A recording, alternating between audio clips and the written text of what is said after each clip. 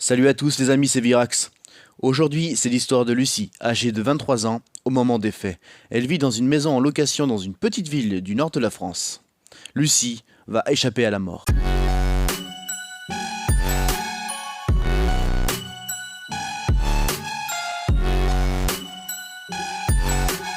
Elle nous raconte: je travaille en atelier de coiffure, et ce jour-là, je finis assez tard, environ 20 h le soir. Je prends donc la route direction chez moi. Ma maison est à 5 minutes du boulot. Sur la route, conductrice qui se respecte, je regarde mes rétros régulièrement. Et là, justement, une voiture berline bleue foncée m'interpelle. Elle roule de façon bizarre, j'ai l'impression d'être suivi. J'arrive au niveau de ma rue, j'y tourne, la berline, elle, continue son chemin. À ce moment, je me dis qu'à force de regarder des films, on devient parano. J'arrive devant ma porte, et quand je rentre, la première chose que je fais, c'est de retirer mes chaussures, enlever mon manteau et charger mon téléphone.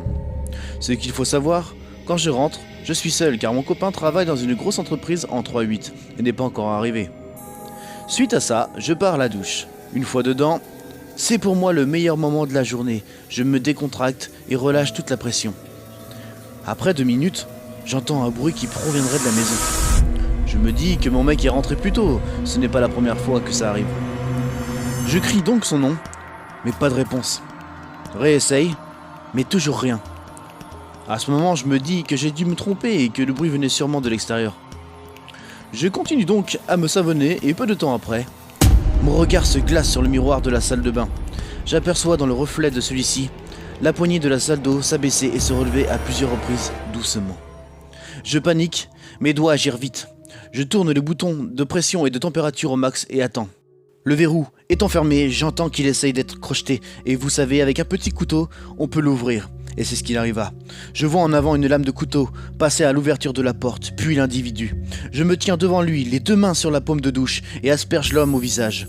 Lui crie de douleur et recule de la pièce. Je profite à ce moment pour refermer la porte, la verrouiller, place ensuite ma commode devant la porte. Nu de la tête aux pieds, j'enjambe la fenêtre de la salle d'eau et cours chez le voisin. Et en courant vers sa maison, j'aperçois la voiture bleue qui m'a suivi précédemment. Le voisin ouvre, je lui raconte tout ça en pleurs. Lui s'empresse d'appeler la police. Elle met 10 minutes à arriver.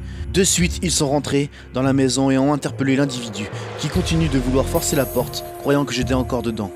Mais ce qui me choque, c'est de voir sortir l'homme menotté, taché de sang, partout sur ses vêtements. J'apprends peu de temps après que cet homme avait tué un homme de sang-froid et en partant m'avait vu débaucher de mon boulot et m'avait suivi.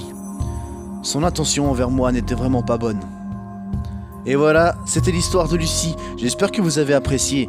N'hésite pas à me laisser des commentaires et me dire ce que tu en as pensé. Allez, bye, on se retrouve bientôt.